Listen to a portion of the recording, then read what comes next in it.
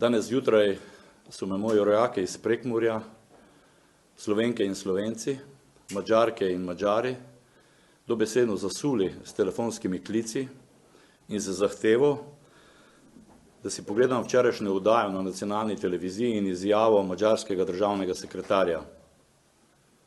O predpostavki, da je prevod natančen, lahko rečem, da je prišlo do meddržavnega incidenta.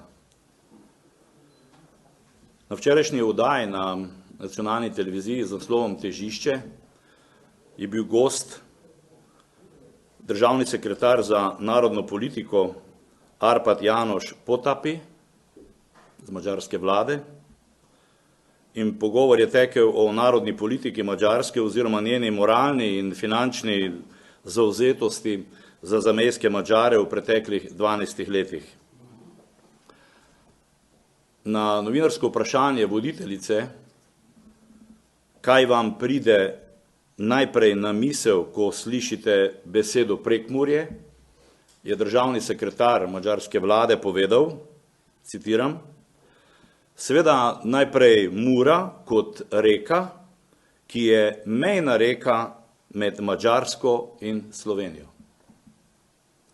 Torej, madžarski državni sekretar razume reko Muro kot mejno reko med državo Slovenijo in Madžarsko. Po moji oceni je to mednarodni incident, na katerega se je potrebno ostro odzvati in takoj sem tudi danes zjutraj poklical ministra za zunanje zadeve, dr. Anžeta Logarja in pričakujem odločen odziv Ministrstva za zunanje zadeve, kakor tudi slovenske vlade.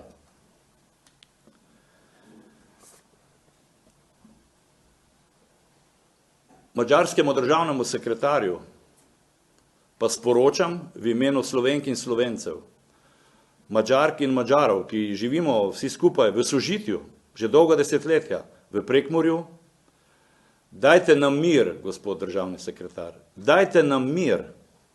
Mi tukaj znamo živeti v sožitju, to dokazujemo.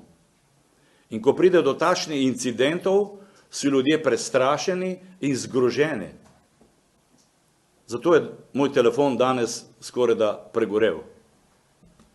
In to prav v času, ko je slovenska vlada in madžarska vlada uskladila in sopodpisala sporazum o čezmejnem razvojnem sodelovanju, gre za Prekmurje in gre za porabske Slovence, ker boste obe vladi na letni ravni formirale fond v višini 10 milijonov evrov, torej 5 plus 5 milijonov, iz katerega bi dejansko se financirali razvojni projekti, tako v Prekmurju, kot tudi v Porabju. Upam, da zaradi zanemarjanja, dolgoletnega zanemarjanja Porabja, tako z ene kot druge strani, za porabske Slovence ni prepozno. Upam, da ni prepozno.